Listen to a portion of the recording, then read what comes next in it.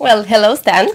Thank you so much for talking to me. I'm delighted to have the chance to. Thank you, Alan. I feel we've had so many conversations, but nothing is on record. So, Yes, that's important. So from the historical point of view, very important. to leave something behind, right? To record Yes, it. indeed. Yeah. I mean, your students, your children will be able to know what a distinguished person you had as a friend. I'm so delighted. Huh? Thank you. So, Stan, let's start from the present. Tell me, where are you and what have you been doing since you retired 2 years ago? Well, I'm in Romania at the moment. I'm in Constanța, and I have traveled quite a lot since I retired, and I've written a third book. Okay. So I've been busy, and even though I do miss teaching very much, I loved teaching and the interaction with the students, and that's one of the, is what I say, downsides of retirement. Because I didn't retire because I didn't like what I was doing. On the contrary, I loved what I was doing. But I just felt it was time, as did Elizabeth, my ex-wife, best friend, and partner in many things. She and I came to Bloomington in 1982, and as a team, and we retired. So we were sort of a team in retirement as well. But we are dear friends, which is most important. And how, where have you been in the past 2 years? Or you say you've traveled quite a bit. Yes. Well, funny thing happened. I met this young woman, a Romanian violinist, very talented, and I asked her if she would like to come to Australia with me, just so I could show her my country. And she loves traveling, so she said yes. And so in 2022, middle of October, we set forth to Australia and spent months down there. And remember that. Very, very enjoyable months down there. Oh, it was you. Oh, of course. Yes. Yeah. Okay, so Australia. And then? And then after that, the next thing I did in the way of traveling was to go back to Australia again, this time with Jessica, my youngest daughter, who was born in Australia. And she loves to go back to the country of her birth. And of course, she has an Australian passport, so that's no problem. And so we had, unfortunately, only about 12 days down there by the time you lose one day traveling. And then 2 weeks becomes 12 days effectively. And after being down there for a month with you, I felt, that we were in too much of a hurry. We did travel from Sydney to Brisbane and to the koala sanctuary there, and to Toowoomba to visit my friends who live there, and then back down to David Jackson's place, my friend in Sydney, who has been, my best male friend for, well, how many years now? 60, 62 years, something like that. We met when we were in conservatorium. No, it's more than that. It's, what are we? 2023, it was 1952 we met, so that's 70 years, friends. And we've traveled a lot together also in Australia, in Europe, in America. So anyway, I always look forward to going back and visiting David. And I'm so glad that you met him. He's wonderful. Yeah. So he's a violist, and he retired from the Sydney Symphony Orchestra quite a number of years ago. But it's one of the reasons I go back to Australia as often as possible. I always go down to visit friends and family. And of course, they're becoming fewer and fewer at this age. But it's always nice just to catch up a little bit with them. So, Australia. Then, what did you do after Australia? You and I had planned to go to Europe together because you wanted to show me Romania, which I have to say is a beautiful country. I've really, really, really enjoyed my visit to Romania. I'm so glad you came. I think it's full circle now. It is full circle, and the circle is about to close, and but it's a spiral. Let's right. say it's a spiral, so it's all right. May it continue to keeps spiral. Going. We just need to be creative and make new plans. All right. Yes, I'm all for that. So anyway, when I came back from Australia with Jessica, I stayed a few days in the New York area and visited with her and her sister who lives upstate and her daughter, my granddaughter, my only granddaughter. And we had, a lovely visit. It was a lovely few days. And then I hopped on a plane and I flew to Lisbon. And guess what? You were there. Yes, we'd made the plan to meet in Lisbon, stay a few days in Portugal, and then go to Italy, rent a car, drive around, because I have friends in Cremona whom I always enjoy visiting, and I'm glad you met them. Claudia was one of my earliest Baroque violin students in Indiana and has made her career in Italy. So I love visiting her and her family. And after that, we eventually wound up. We went up, of course, up to the Alto Adige, to a town named Brunico, or as the local inhabitants would say, Bruneck, because it's in the Südtirol. It's up near the Dolomites. It's a very, very lovely part of Italy, although the inhabitants there don't think of it as Italy. They think of it as the Südtirol. And so we drove around there. We looked to see the Dolomites. One of the things you and I have done that's so meaningful is to see new places. When we were in Australia together, you showed me places I'd never seen before. Some I didn't even know about. So you're a very good tour guide, a very good driver, and I couldn't have done it without you, nor, of course, could I have done this without you. So that's a very, very important part of my life, what's left of it. So something positive about retirement, traveling in a different way, I guess, because you used to travel when you were concertizing. Yeah, of course. But I guess you never did it this way, right? No. What's the difference? Very little time to sightsee when you're touring, a touring chamber musician as I was. And so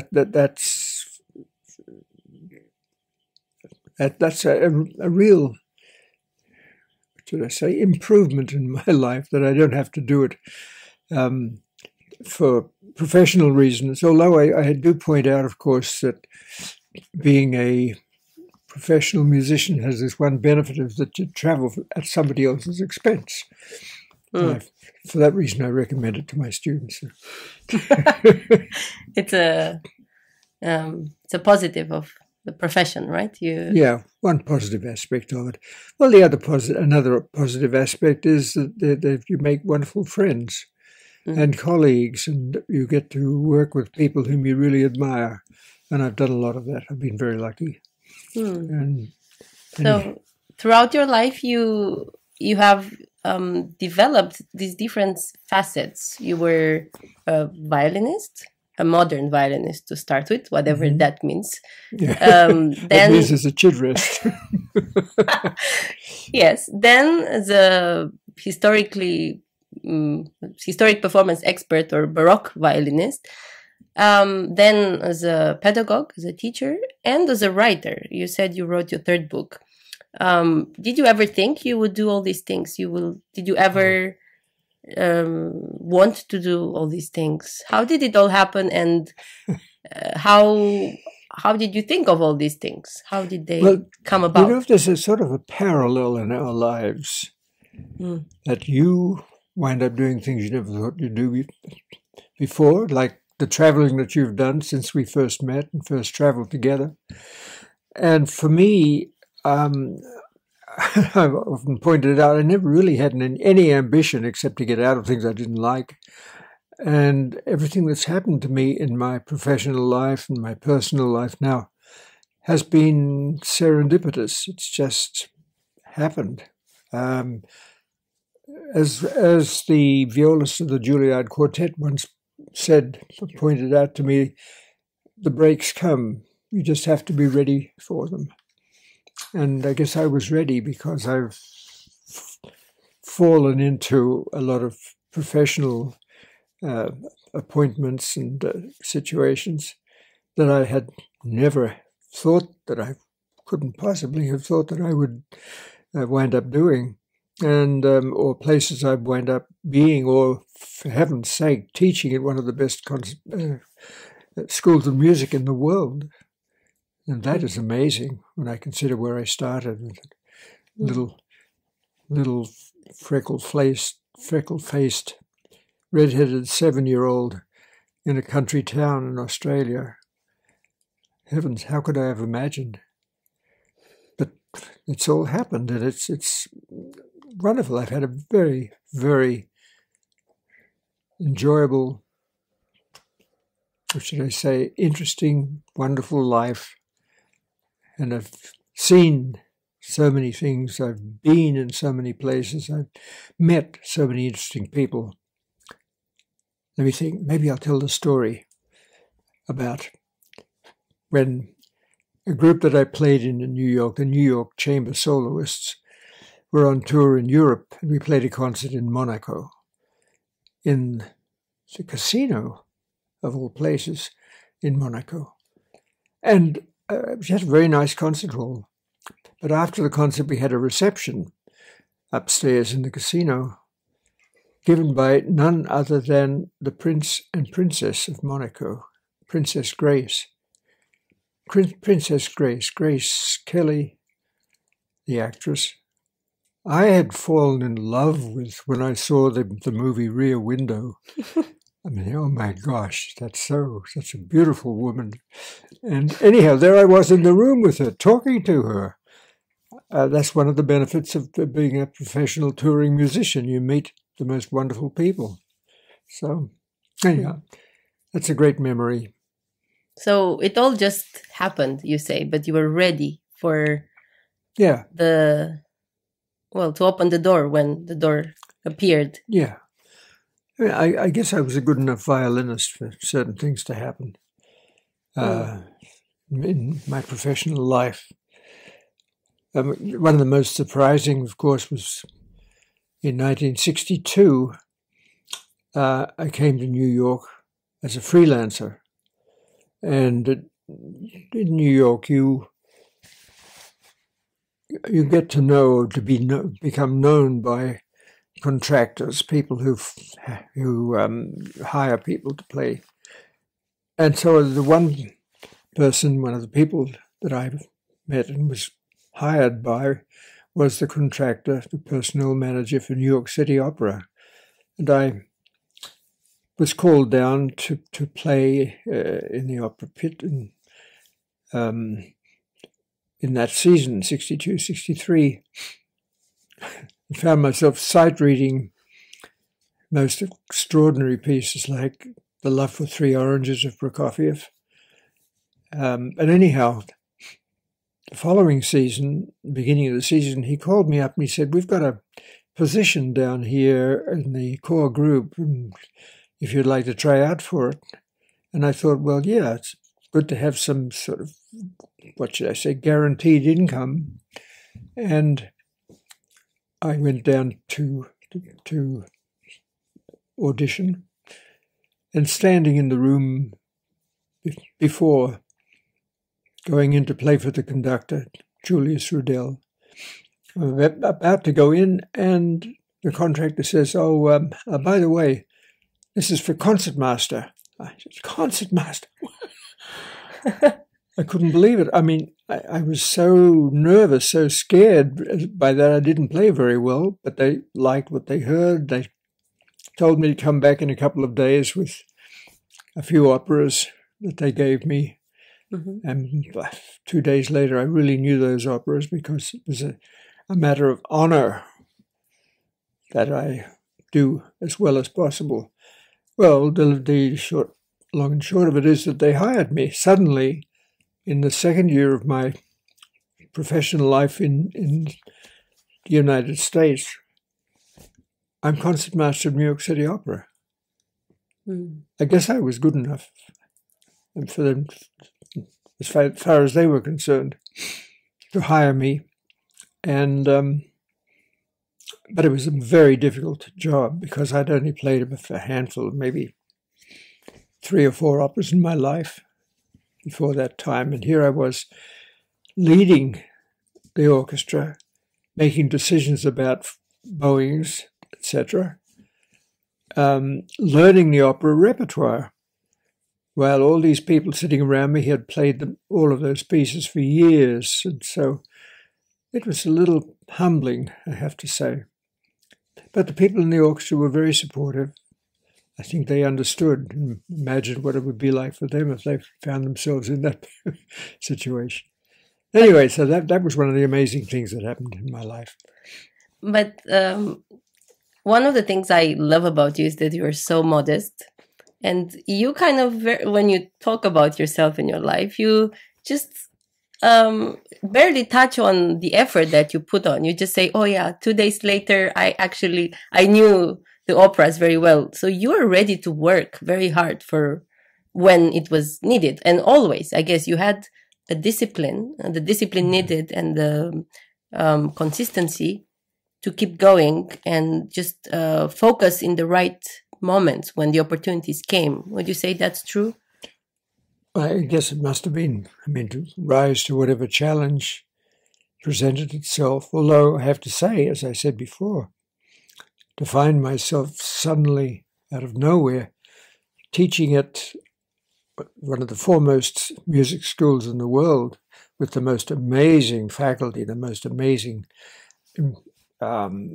figures in the teaching profession, that I couldn't prepare for. In fact, I learned to teach on the job. I had taught some, but never as with such intensity as was necessary in Bloomington because of the nature of the job.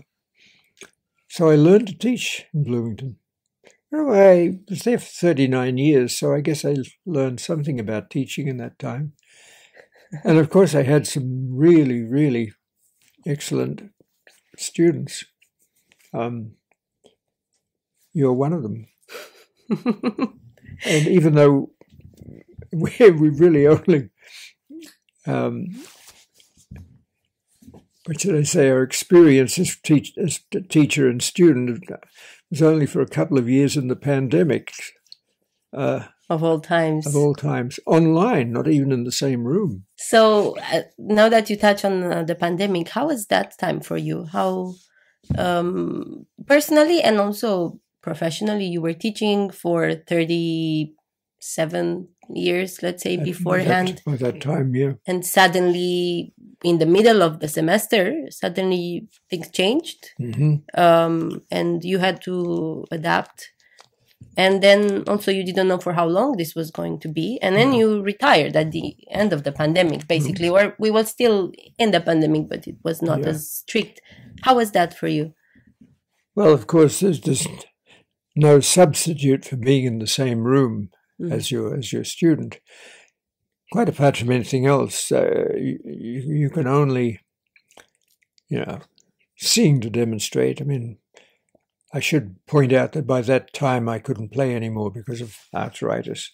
Mm-hmm. So I would have to sing in order to demonstrate or or describe in words.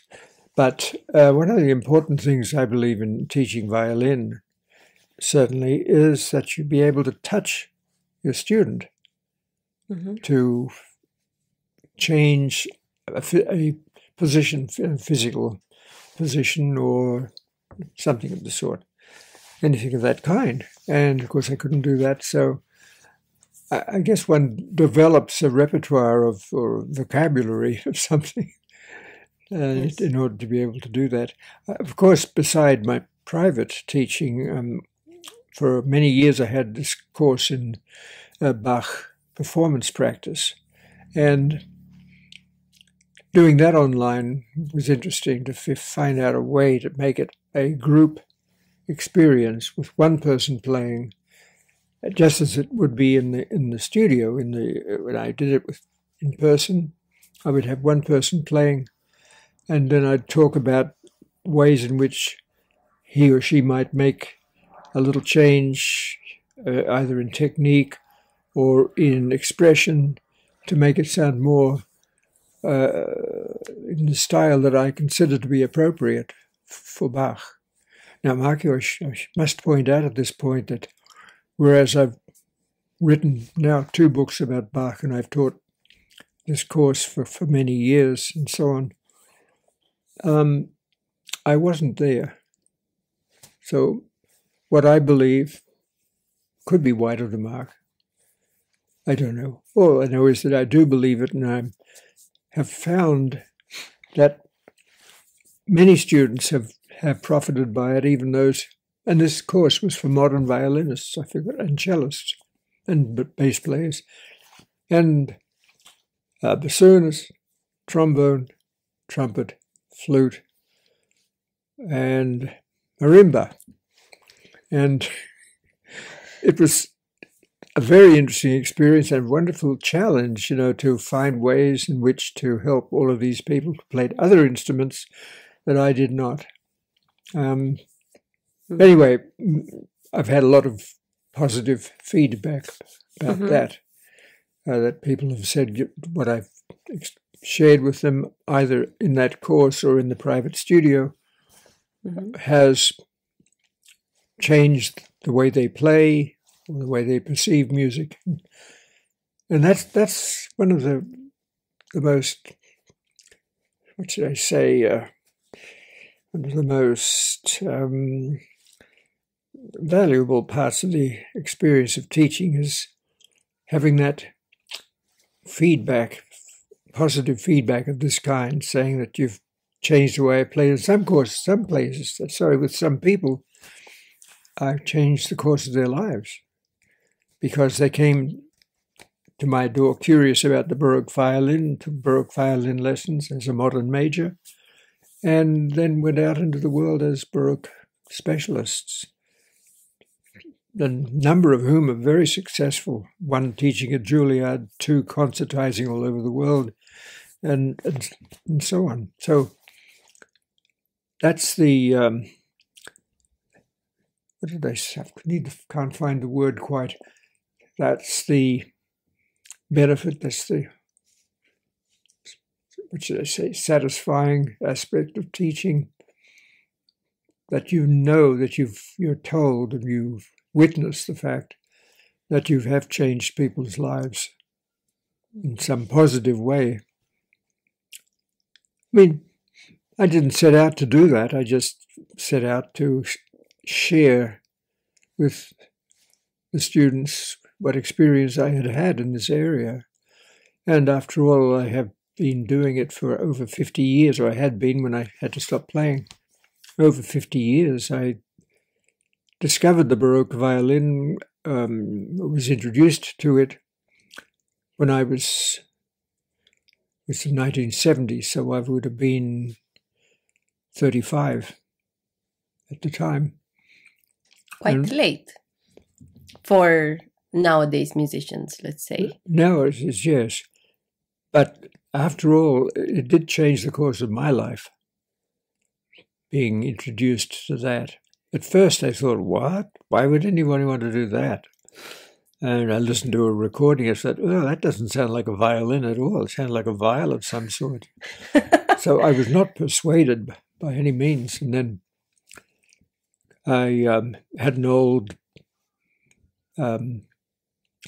17th century violin lying around in my apartment that I wasn't using, and I just had a New York luthier convert it to 18th century specifications, and that was the way it started. And I gradually became used to it. I learned on the job.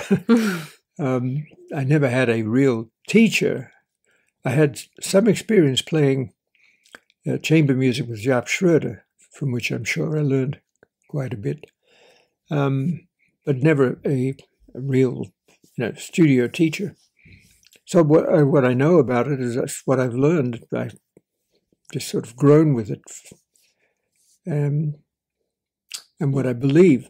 I've done a certain amount of reading, of course, as everyone does, of old sources to find out how musicians in the 18th and 17th centuries thought about music, and some of the technique that they used, and how they thought about the violin and certain aspects of technique.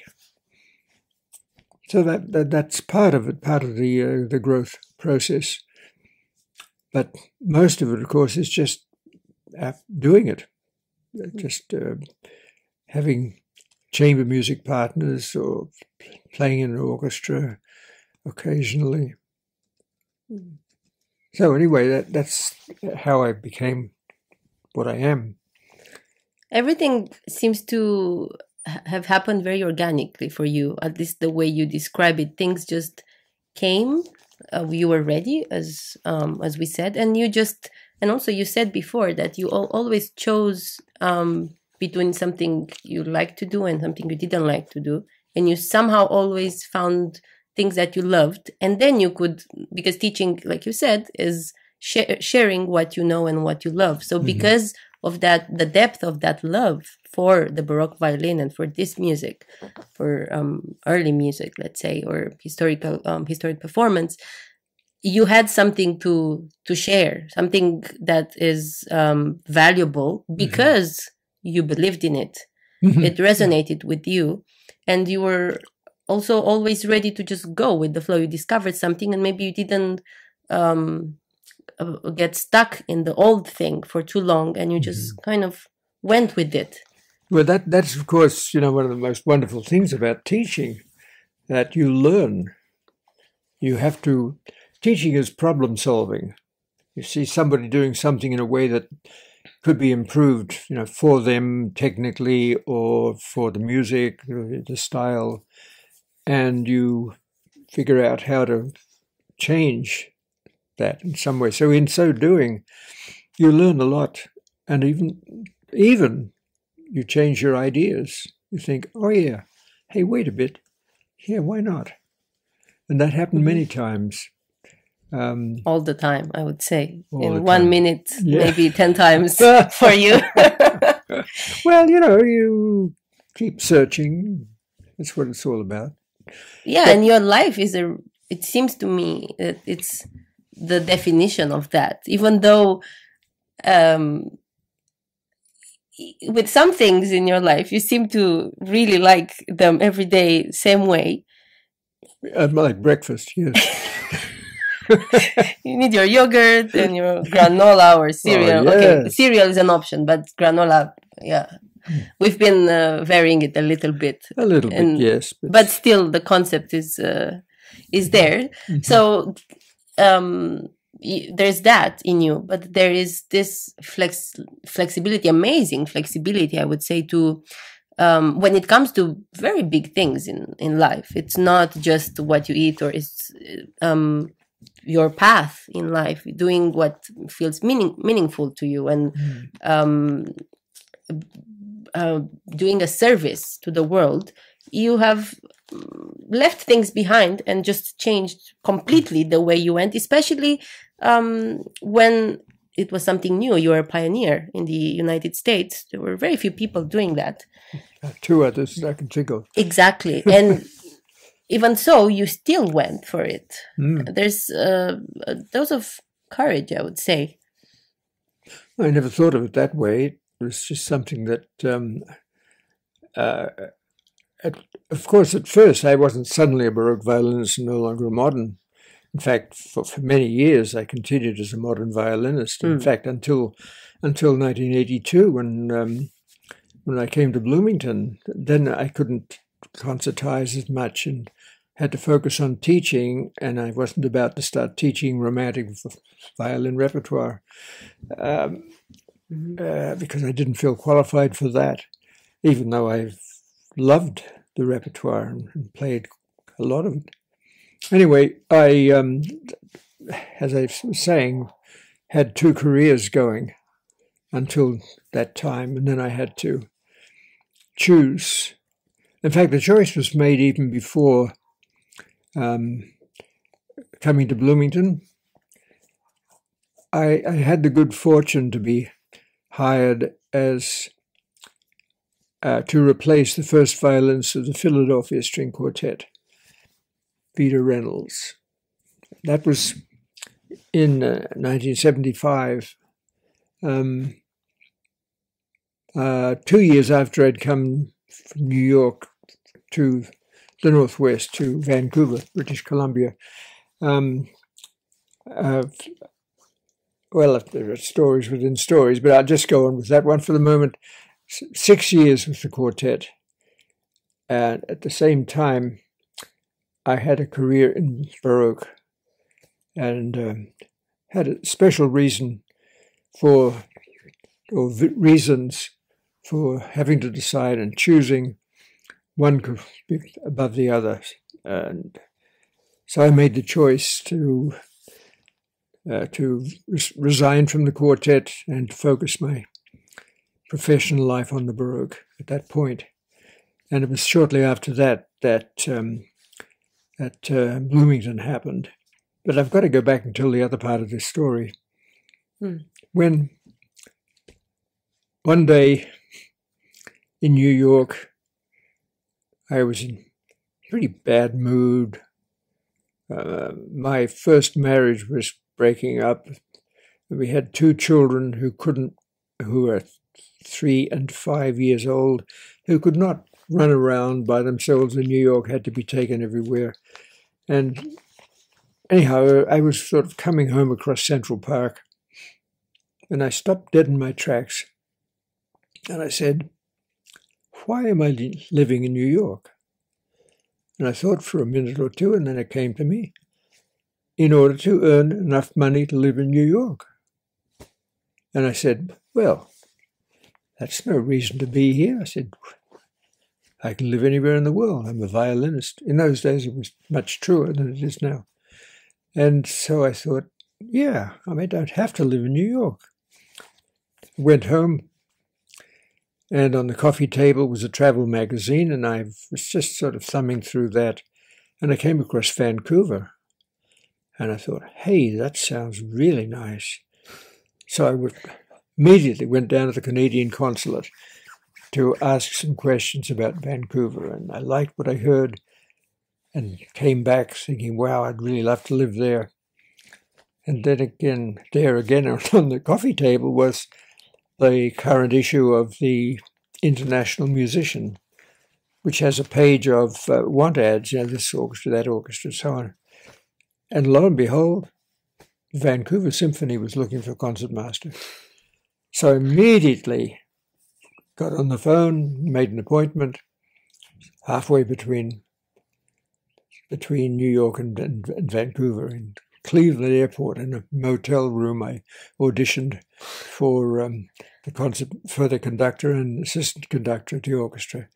And they liked what they heard, but they apologized for the fact that they just promised the job to a Canadian, Gerald Jarvis, who had been in London and concertmaster of the London Symphony, etc. But they said, would you be willing to consider being assistant concertmaster? And I said, well, yes, I just want to live in Vancouver. So I was hired, and so then we left New York. We traveled to Vancouver, living in separate residences. But the kids who were living with their mother could run around in the streets of Vancouver. And I, in the residential area, of course, and where I had always thought, it's not fair. I had 50 acres to run around in as a child, and my kids can't run around at all. And so I was very happy that now they could, and made friends there easily. And so anyway, I started rehearsing with the symphony, and then one morning I got a postcard from a woman in Portland, Oregon, who said, I'm a harpsichordist. I've just returned from study with Gustav Leonhardt in Amsterdam. But there's nobody to play with down here in Portland, no other Baroque musicians. And this mutual friend has told me about you and that you've just come to live in Vancouver and that you play Baroque violin. And I wondered if we could get together and read. I said, well, yes, come on up. And she did, and we got together. I found a harpsichord that we could use. We got together and we sight read some Bach, one of the violin and obligato harpsichord sonatas of Bach, and it was an instant click. We played together as though we'd been playing together for years. Nothing to talk about with regard to ensemble, and as for musical considerations, she had the benefit of studying with one of the foremost Baroque musicians and harpsichordists in the world. And I had no teaching at all. I was just learning as I went along. And so I learned a lot from her. But anyway, that was when I met Elizabeth Wright, who was, with whom I concertized a lot. And I had to make the choice between concertizing with her as a Baroque violinist and concertizing with the Philadelphia Quartet, which, by the way, had the most amazing position. Artists in residence at the University of Washington, for which we were paid a salary for rehearsing and performing, no teaching. That is unbelievable. So I had 6 years of that, but then there were things in the quartet that I thought, this is not going to last. And so whereas what my professional life with Elizabeth was blooming. We toured around in the United States and in Europe, gave a Wigmore recital in London and all that. And I thought, this is what I want to do. So I regretfully resigned from the quartet and focused the rest of my life on concertizing as a Baroque violinist. Do you think it's something about musicians being sensitive and paying attention to their own feelings in terms of following what feels right? Because everything you're describing has to do with this gut feeling of what feels the right thing to do or not, or what feels right or what doesn't feel like that anymore. And then finding the courage and finding a new way to go. And it seems like you either had something come up and then that helped you figure out that the old way wasn't quite what you wanted, or like moving to Vancouver, you figured out this is not what you wanted, and then you found a way to make it work. Yeah. Do you think it's something about being a musician, or it's something that you had, something you learned? Well, I'm not sure it's just about being a musician. But whereas I always told my students, don't lose sight of what you love.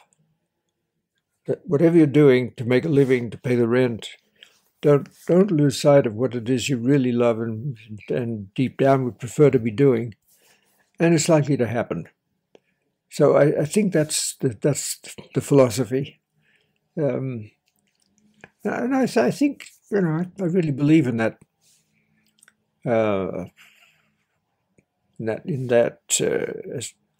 As something that's really true in any aspect of your life.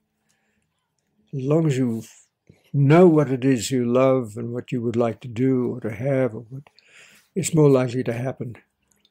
As I said, the Juilliard violist saying, the breaks come, you just have to be ready for them. And I guess I was ready for all the breaks that came. So this combination of the two, luck and philosophy. So, what about writing?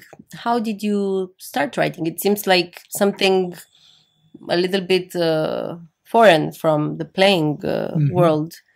Well, yes, except for the fact that if we go back in our lives, I did write reasonably well when I was in high school. I won an essay competition a couple of times. And so, and as anybody who knows me for very long knows, I love language and how to express oneself in words. So writing was always there in the background.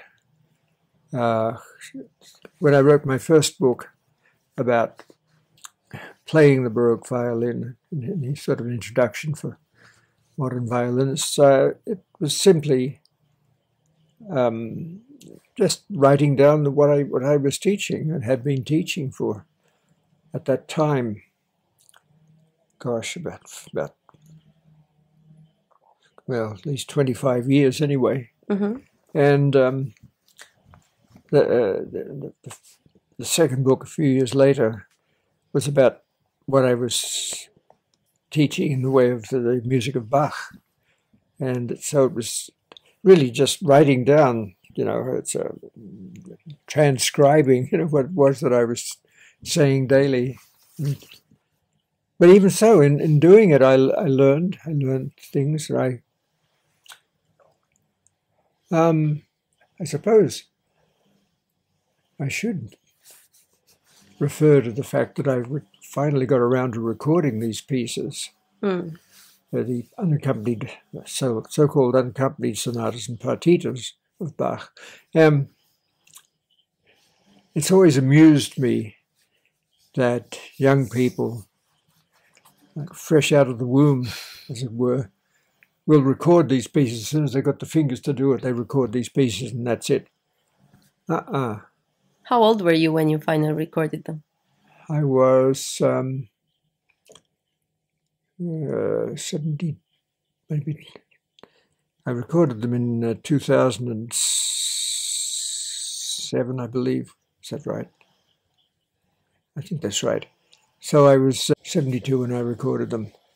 And why? Why didn't I, jump in and record them? Well, first of all, I was learning how to play them, and they don't just play themselves. Anybody who's, no matter how good a violinist you are, you just don't pick up the violin and play an unaccompanied piece of Bach. So I had lived with the music, I'd taught it, thought about it, so I felt ready. But even then, when I didn't make the recording, I'd only intended to record 3 pieces, the G minor, the D minor, and the E major, the ones I knew best, and the other 2 I didn't know enough, I thought. And, well, the story of the recording is that we found this church, which you and I visited. Yes. In Ehrenburg, in the Südtirol. And we had the church reserved for 4 days. And so we started out with those 3 pieces, and I thought, oh, well, what the heck, we've got time left, let's go on. So we recorded the B minor. Wait a minute, have I forgotten something? Oh, that's right. I'd recorded only three I'd intended to record. The B minor I'd never performed, nor had I ever performed the A minor. And only once at Aston Magna, a place where I went for 20 years, did I perform the C major there. And it wasn't the happiest moment of my life. But anyway, here we were with, after 2 days, I suppose, or part of the third, I recorded the three pieces I'd intended to record. So then we thought, oh, let's go ahead, and I recorded the B minor and then the A minor. And on the fourth day, there was just the C major, which is the biggie. And I recorded it, but it took 11 hours to get it down. So, anyway, that's the story of recording. You know, you do a little at a time, and patch it all together. I mean, that is to say, people with my ability do it that way. There are people, of course, who just play it in public and take that as a recording, you know, and that's very nice for them. But you know something? I'm not ashamed of the fact that I had to do it that way. As I said, you know, I wasn't ready to perform the piece. But I think what's most important is that you wind up with a version or a final product that is the way you hear the piece at the moment. And that's the reason I recorded those pieces, is to have a record of how I felt and thought about those pieces at that particular time in my life. And now that would be different. Oh, very much so. If I play parts of this recording, I think, oh, why did I do that? Oh, you know, so yes. Especially because you've been thinking a lot about those pieces ever since. Yeah. And before the recording and after, you've been teaching them. You've been writing about them and looking at them from all sorts of angles. So your view of them is different now. No, I mean, I think it's safe to say that I would change something every day if I were to start all over again. I can't, of course, but the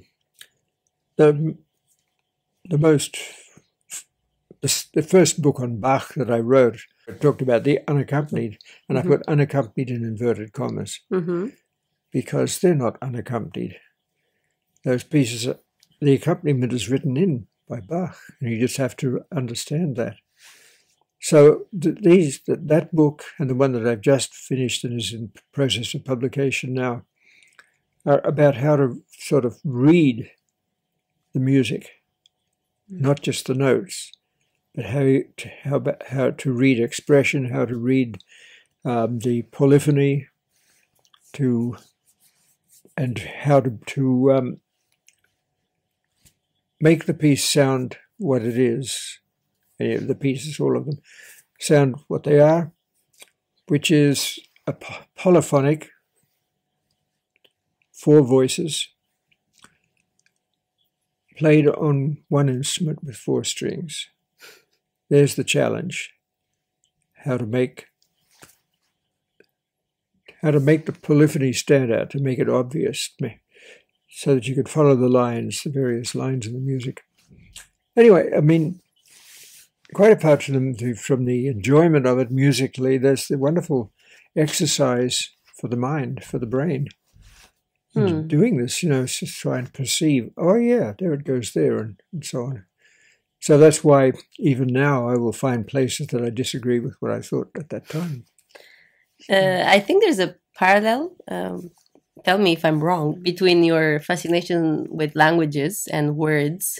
Even you're with your own language, with English, you always like to make jokes about different words and double meanings. And Bach, of all composers, I mean, you've played, I would say,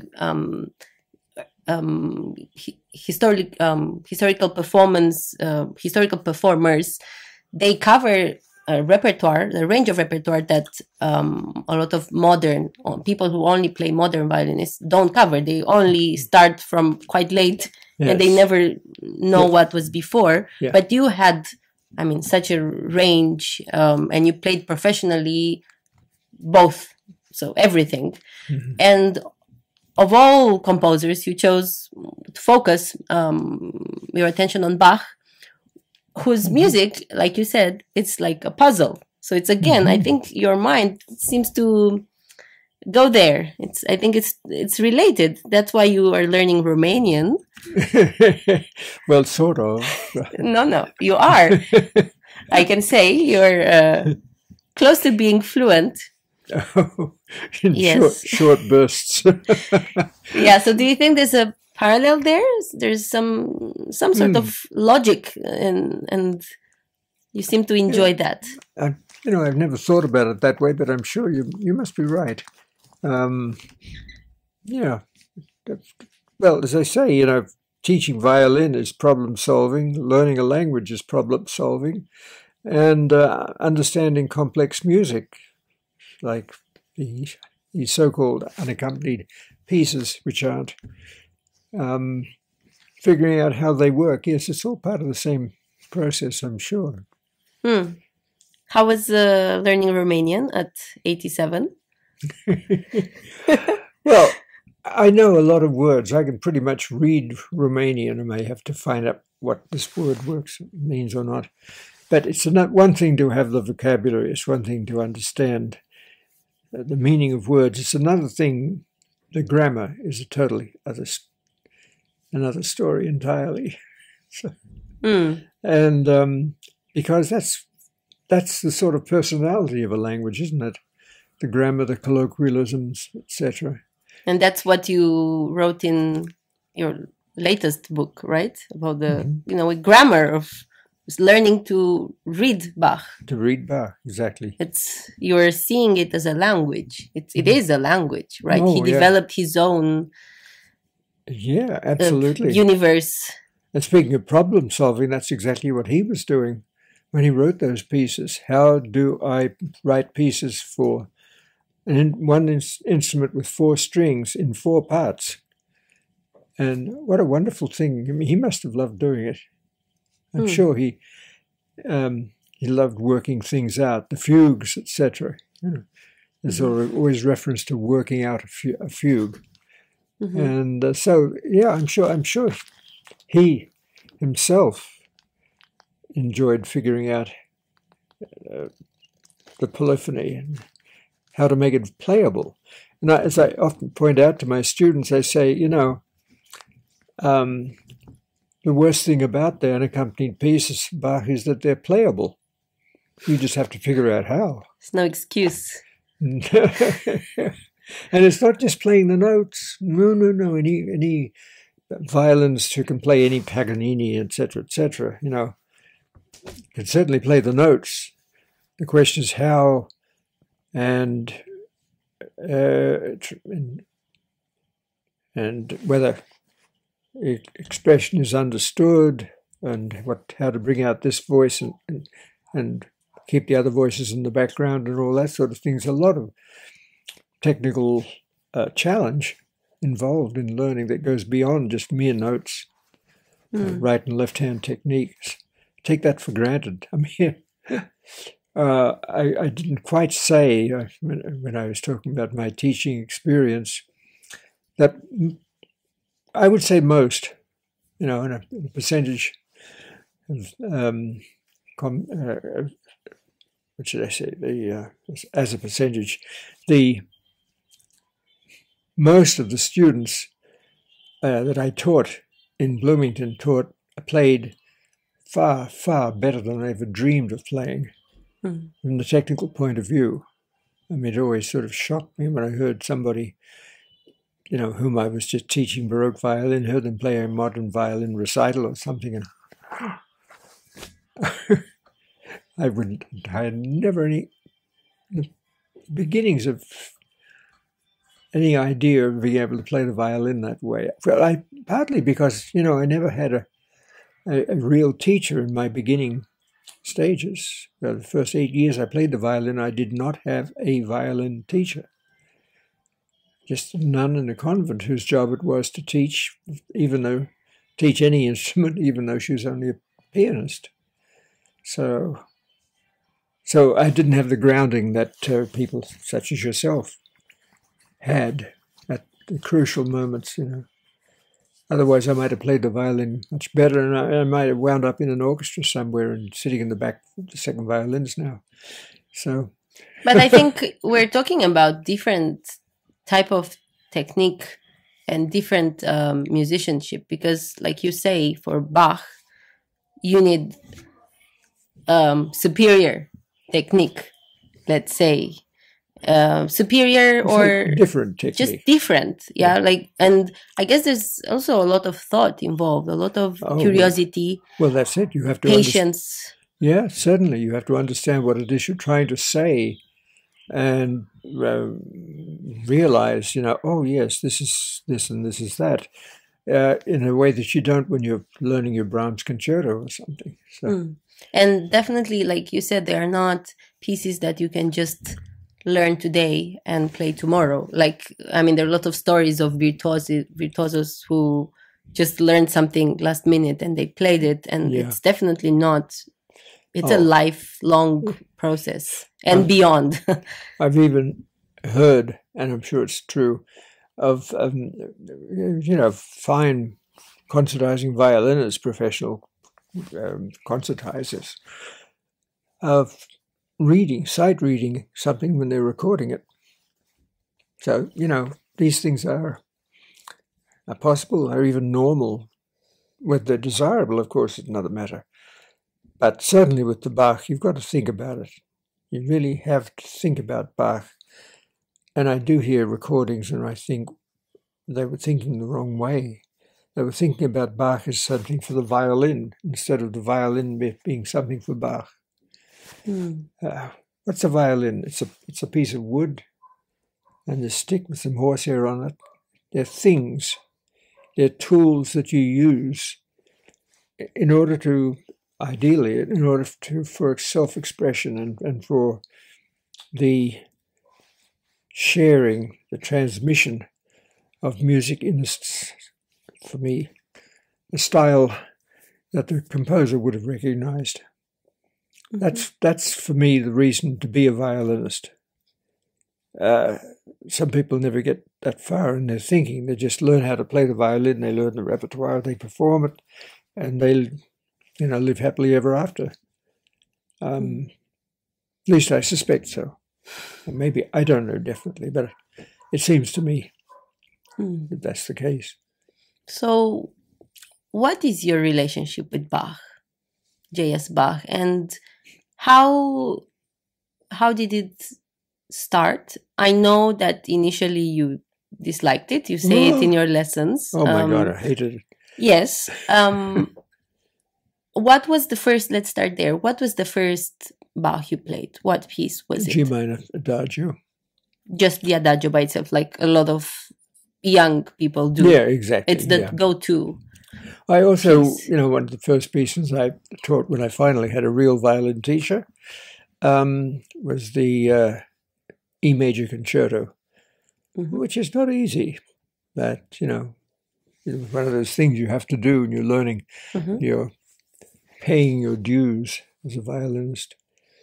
And so, no, I just found Bach hard to play, and beside which it was taught in a way that didn't encourage you to enjoy the music. It was a sort of a chore. It was something you just had to do, as part of your training. Everybody knew you had to play some unaccompanied Bach.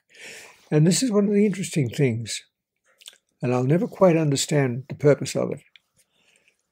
The so-called Bach requirement that you find, for example, in Bloomington, in degree recitals that have to play a Bach unaccompanied piece at some point. Why? What is Bach? I mean, in terms of modern violin playing, what has Bach got that Paganini and Ernst and Sarasate, etc., don't have? I mean, if you could play those pieces, you know, you could play the modern violin. So why the Bach requirement? It's seemed very unusual. And also you see that in competitions too. In the first round of a competition, they'll ask you for a Bach piece. Alongside Paganini. Alongside Paganini. Yeah, of course. Because I guess they're thinking it's a skill, it's a style, it's a different style, which you're required to master. Yeah. So, but I guess it's a difficult one because, let's say if you as a child you play violin and at some point you want to start with Bach. Where do you go? Everything is kind of up there. Yeah, yeah. There's no gradual, really. Like you just have to start. I mean, ideally, let's face it. If you're talking about Bach, what you've referred to in my own experience is that I played a lot of other Baroque music. Exactly. Before Bach, even, or at least alongside. So I learned where he got this idea from Couperin, or this idea from a 17th century Italian composer, and so on. You know, so yeah. Whilst the usual, even nowadays, the usual modern player never plays anything Baroque other than maybe Tartini one. Well, piece. That's right. The Devil's Tulsinana. Just the hit. It's a hit. Yeah. But otherwise, or maybe a Telemann fantasy, if any. I didn't know they existed until I was teaching. Yes, exactly. So it's very hard to know anything about. You're faced with this music, extremely complex music from all points of view, technically, musically, spiritually, from all points of view, very complex. And there's nothing around it. It's just this composer, and then the next thing you know is Mozart, Haydn. Right. So how do we reconcile that? How can there has to be a little bit more education in that sense, right? To just playing more of the early repertoire. Well, education in the sort of geographic sense, you know, or historical, that you start over here and you move in the direction of, and finally you arrive at Bach, and from Bach you move on to Mozart and to Beethoven and to Brahms, etc. It would be wonderful if students were taught in that way, so they had an idea of the evolution of musical style. How would you start? Like, if you were to name a few composers or a few key pieces going from as early as you think it's necessary up to, let's say, Bach, Mozart. So what should come before, maybe in preparation?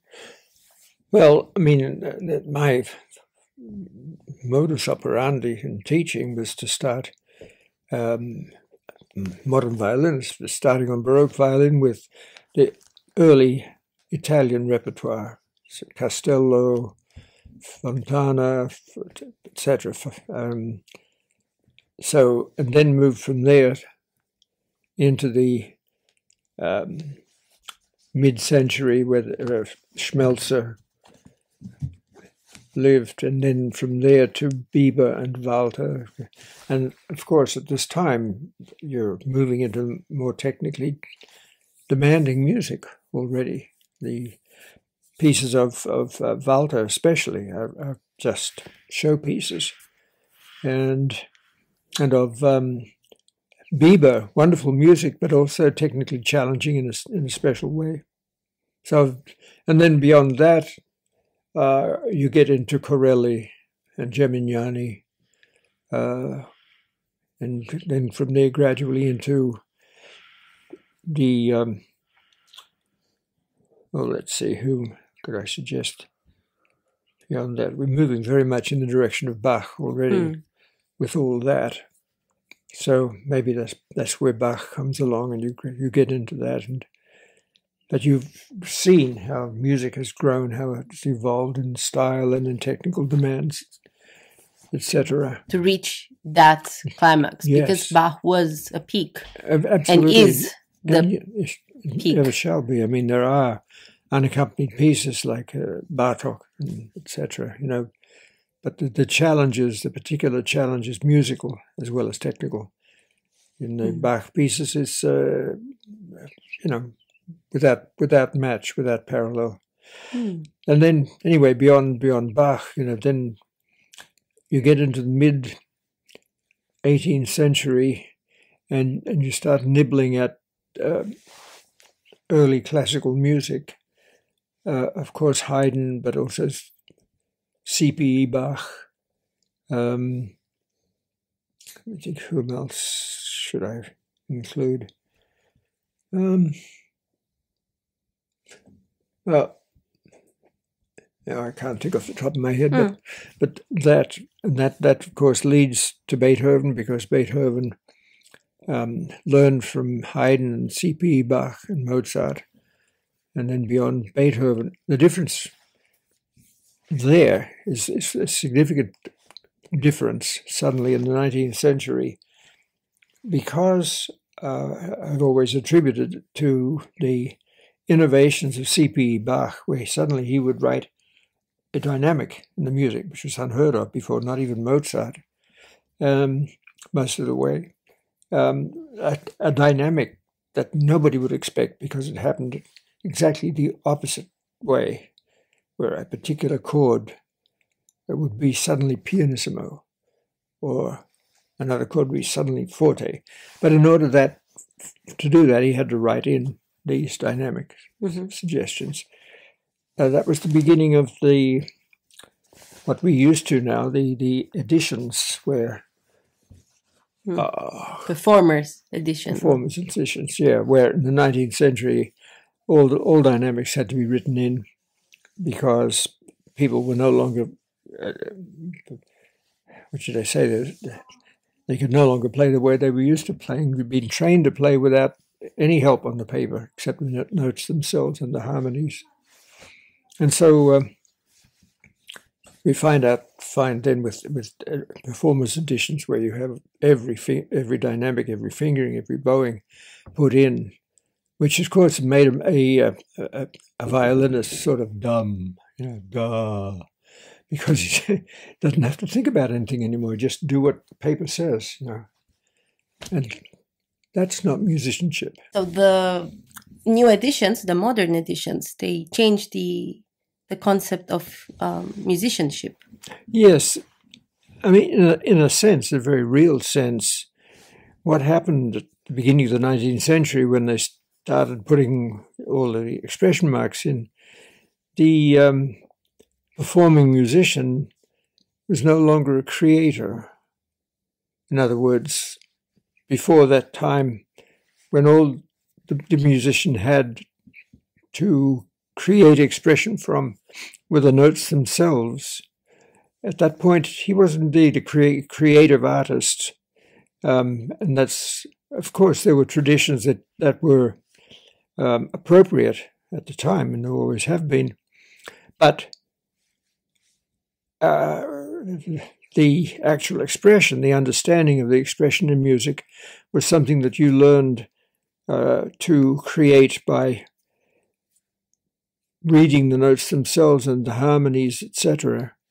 And beginning of the 19th century, that was lost. All the performer had to do was just follow the marks on the page. And that is a great shame, I feel. And I guess this allows musicians to play Bach without knowing a lot about it. Well, of course, they just do what they're told. You know, it says forte here, I play forte. It says get faster here, I get faster, and so on. I mean, that's not musicianship. It's a comfortable way of... Yeah, it's just reproduction of things on the paper, instead of interpretation of what's on the paper. Just following orders, as it were. But maybe this also... obviously, there are people who are better musicians than others. You know, this is something that each individual person can perceive. I'm not just discounting the fact that there are people who are very musical and who will put a lot of their own themselves into the music. But unfortunately, the problem with Bach.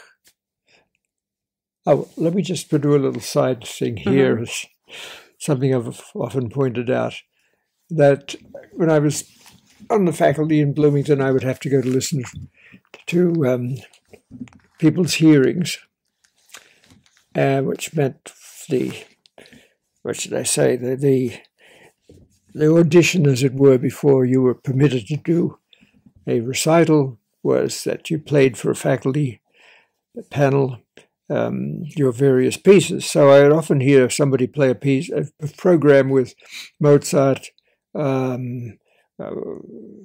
Shostakovich, Debussy, and Bach, for example. And they would play the, did I say Shostakovich? Mozart. Did I say Mozart? If I did, I meant to. And they would play Mozart in what they felt to be a classical style, sort of putting the brakes on and being careful. And they would play Shostakovich, with the torments of the damned, the tragics music and so on and so forth, very, very powerful. And the Debussy in some sort of impressionist way, more delicately and so on. And then Bach, just like Shostakovich. I've never understood that. And even some faculty think that's good. Well, they must, otherwise they wouldn't teach it, wouldn't allow their students to do it. I don't understand. Anyway, so my point really is that musicianship has to do a lot with taste, with the ability of a performer to be expressive, and at the same time we have some sort of historical understanding of where the music is placed in the evolution of style. Yes, but of course these students or young performers especially, or the performers nowadays, they come from a certain school, from the class of a certain teacher, and so everything comes from the pedagogues around. Exactly. And the competitions you were talking about, and the requirements, and the ears listening and marking and choosing, picking up winners and all of that, they're the same teachers. We're talking about exactly. a select few who give out the information, and that's being replicated with, of course, personal deviations, let's say, choices made by the students. But in general, that's where it comes from. Yeah. How has that changed since you picked up the Baroque violin, or since, let's say, a few years before? How have you seen that develop? I'm talking about the teachers, your colleagues, for example, at IU and beyond. Yeah. And how has that affected or helped the musicians nowadays playing early music and Bach?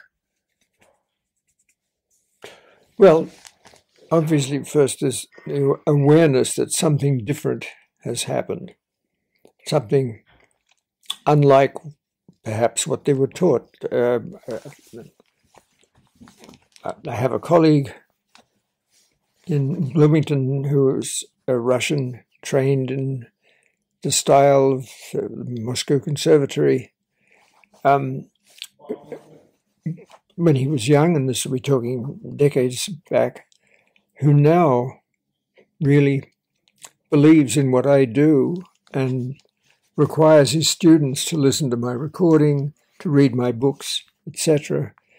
So in that sense, at least the eyes of the student are open to the fact that not everything has to sound the same. Well,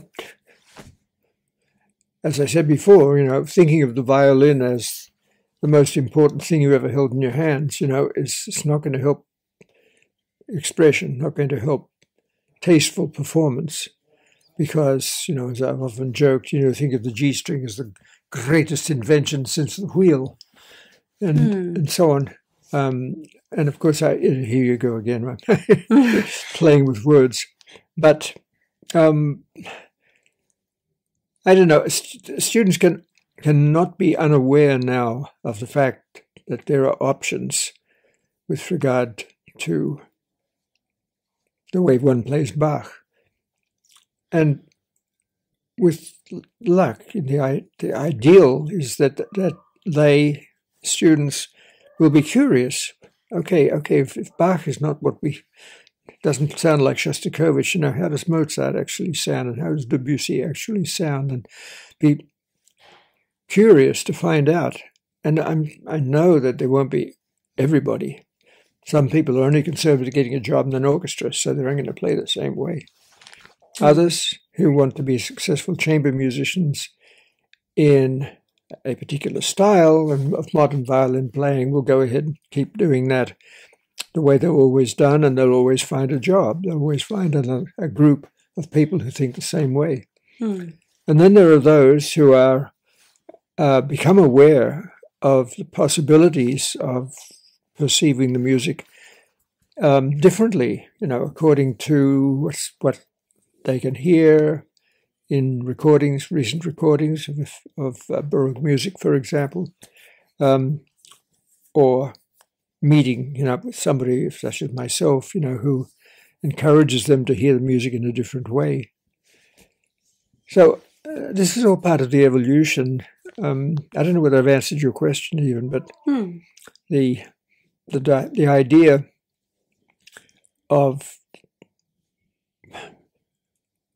what should I say, investigating, exploring, being curious about music in a creative way, not just accepting anything because that's the way you were made to play it as a student, but asking, well, is this really correct? And I've always told my students, don't just believe what I say. Go out and listen to everybody and decide what you want to believe. I set out to create clones in my teaching. That is abominable, the whole thought of that. I didn't want anybody to become another Stanley Ritchie, whatever that is. Heavens. I mean, I never thought of myself as a violinist. I'm just a musician who uses a violin. That's all.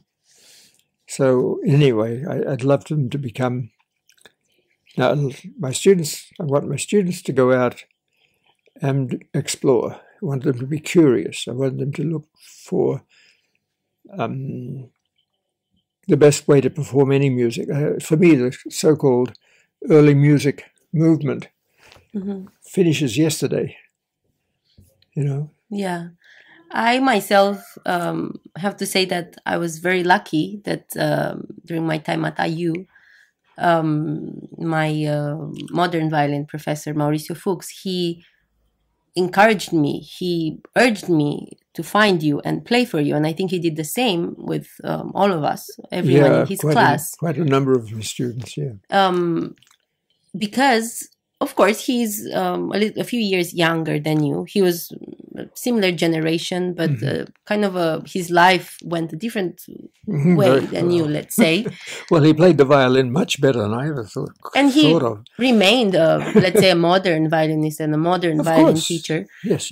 But he certainly, at some point, I guess, realized the value of your work and the logic and the this naturalness of looking at the music and from the music point of view, not from the 20th century style of playing point of view, let's say. And he allowed his students to, he sent us to you basically, go and investigate. And I could see how he would listen to my playing and saw you through that, or saw your ideas, and he learned from it as well. Really? And I know you were, of course, you were constantly discussing with him, and he loves what you do, and just really sees values in it, and that's why he's so openly sending us to you. So I think that must have been very different 1 years ago when you started. 4 years. When I started at IU, I was regarded, I think, by the faculty as some kind of freak. He probably played the Baroque violin because he didn't play the modern violin very well. Something, that kind of attitude. And I had one or two supporters right from the start. There was James Buswell, who was on the faculty then, a very successful, young, youthful modern violinist who would send his students to me, just as Fuchs did, and encourage them to take up Baroque violin just to have the experience. And I think Franco Gulli was sympathetic to what I did. But yes, we've come a long way. That was 1982. That was, 39 years before I retired. And in my last years there, I think there was not one modern faculty member who would forbid a student to come and take lessons with me, or even play in Baroque orchestra. I mean, I think it's not so much. I bet it was never with a bad intention, or it's just different, and it's very hard as an authority figure, as a teacher, to have a student come with new ideas that you are not familiar with. So I bet it was just a complicated situation for modern violinists and teachers, pedagogues. Of course. Have students come into the lesson with ideas that they would just not know about. Yeah. And then they would not know how to deal with it. So it's just... Exactly. Let me tell you an amusing story. One of my ex-students is Cynthia Roberts, who now teaches at Juilliard School. And Cynthia was a student of Joseph Gingold, who was still alive for a number of years after I joined the faculty. And she came and started taking lessons with me on Baroque violin. And did she, or was she? Well, perhaps, yes. But anyway, what the story is simply that she played in Gingold's masterclass. She played a Bach movement. She gets to the end, and Gingold says, "That was lovely, dear. Now play it the right way." And funnily enough, that right way, it's still on worldwide stages nowadays. No question. Even 40 plus years after. Yeah, no question. I was on the jury for a Bach competition in America a few years ago. And the other jury members, of course, were modern violinists and cellists and violists.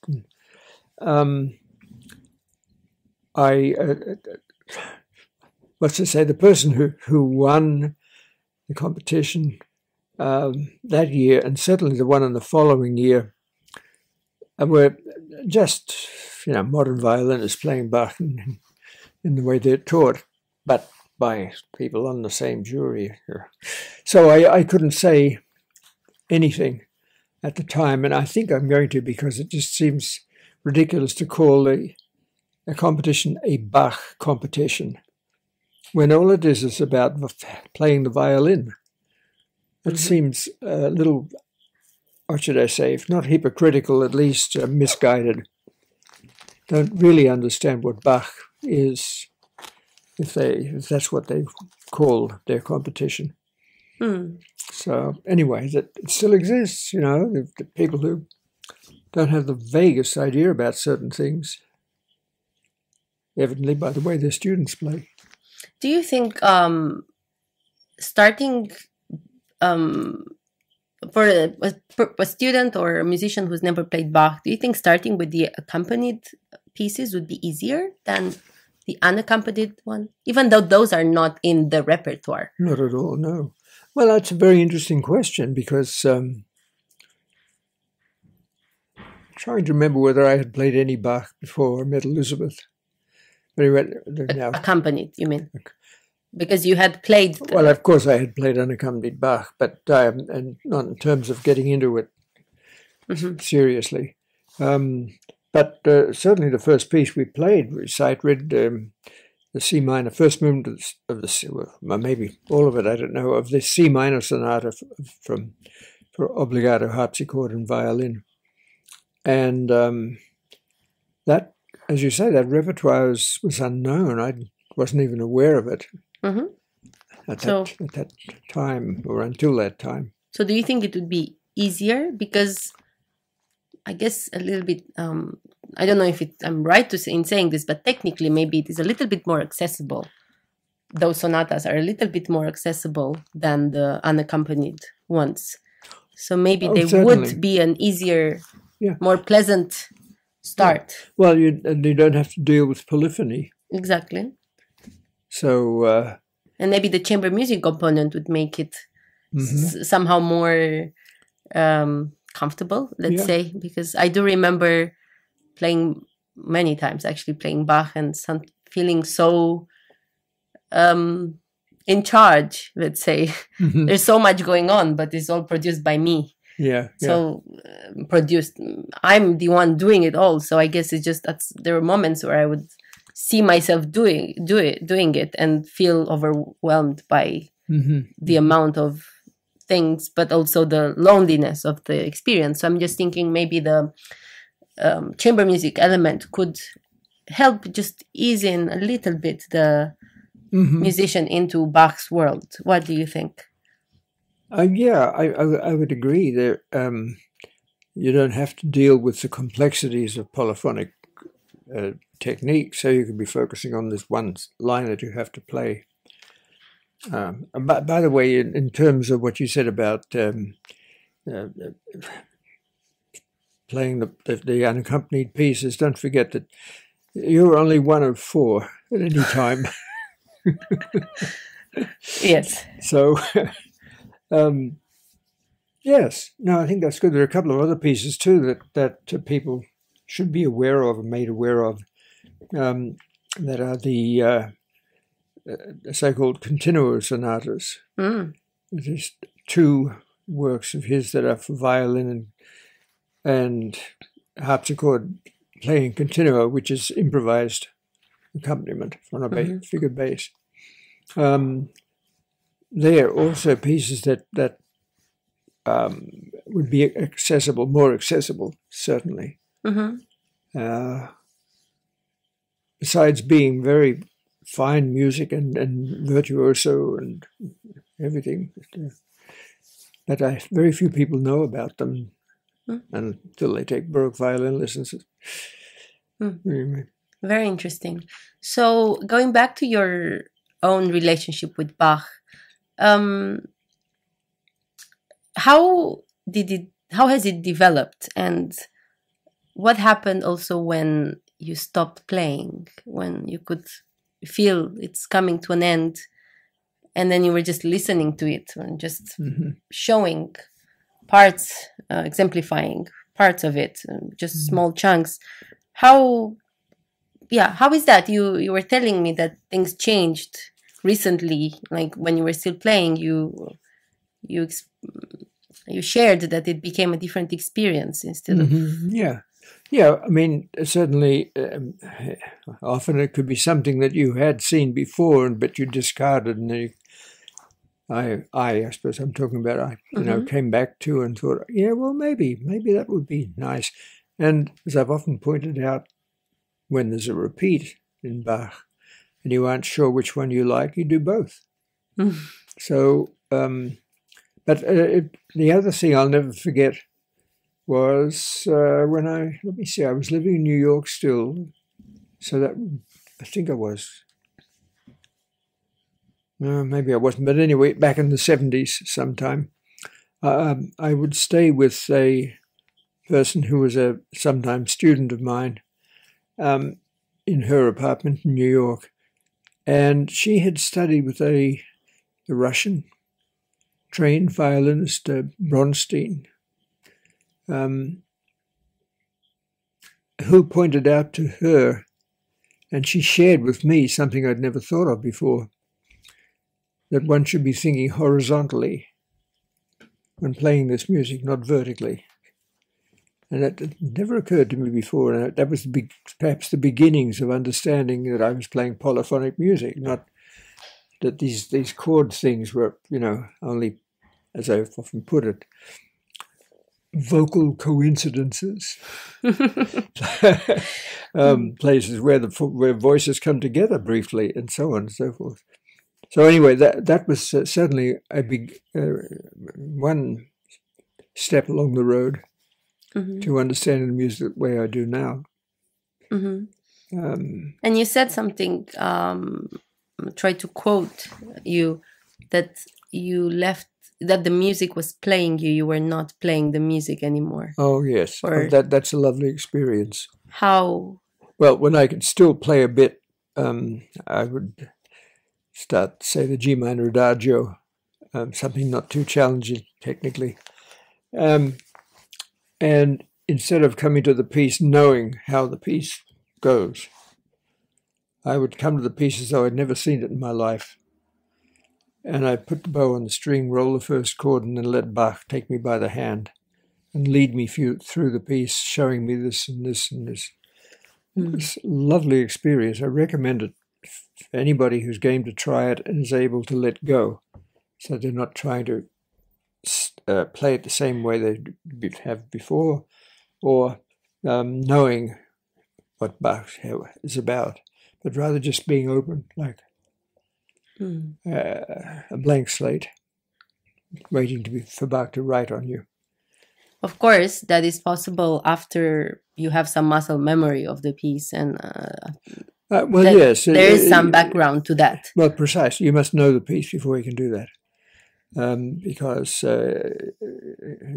otherwise you're going to be in conflict with learning the notes or sight reading or whatever. But yeah, for something you know well and have played a lot, try turning it off. Forget everything you've ever thought about the piece and just seeing what happens.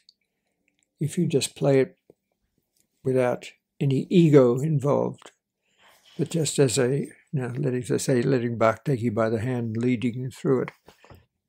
It's a wonderful experience. At least I found it so very exciting, gratifying. And how was it to stop playing? I guess it was a gradual process. And yes, well,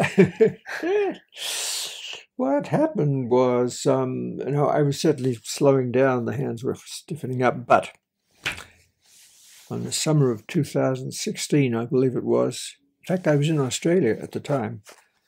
I was writing my second book and never did get round to playing. And by the time I'd finished writing the book, the hands were too stiff to go on him. I could have kept going, and I kicked myself. I do regret not being able to play anymore. Not, regret losing the ability. Because I would like to play some more, some sonatas with Elizabeth, or even a modern violin, a Haydn string quartet, for example. That I do miss. Yeah, but after how many years did that happen of playing? How many years did you play? Well, I started when I was 7, so that was 74 years. Yeah, so more than that. 84 years? I don't know. A long time. I think 84 years. Yeah, we'll call it that. A long time. And you would like to be able to play a little bit. Of course. It's something you miss? Yeah, I do miss it. But I'm sort of resigned to it. I have a philosophical attitude. I say, well, I've done that. Let's do something else. Let's learn Romanian. Let's travel. Yeah. Let's write another book. Let's learn how to cook. Or to draw, paint. let's do some Tai Chi before it's too late. There are lots of things to do. And so I've sort of said, I've been there, I've done that. Now I'm going to do something else. I'm going to spend the rest of my life learning something else instead of sitting around getting older and, no, it's not me. Mm. And so we spoke about your time with playing in the quartet, the orchestra, your teaching career, writing career, your retirement. What was before that? We spoke about Australia. We didn't mention that you are Australian. You lived for a long time, 40 plus, I guess, years in the United States, but 30. Here? I've been more. 62 years in the United States. 62. Yes. So, what was before that, and how did you, I guess, decide to move, and how did that happen, and how was Australia? Which direction should I do? From the bottom up or from the top down? Let's from the top down. All right. Let's go backwards. So, how do I get to the United States? Well, first of all, I left Australia as a student to go to Paris, because I had a French government scholarship, and even though I was too old to enroll in the conservatoire, I was still able to enroll in the École Normale.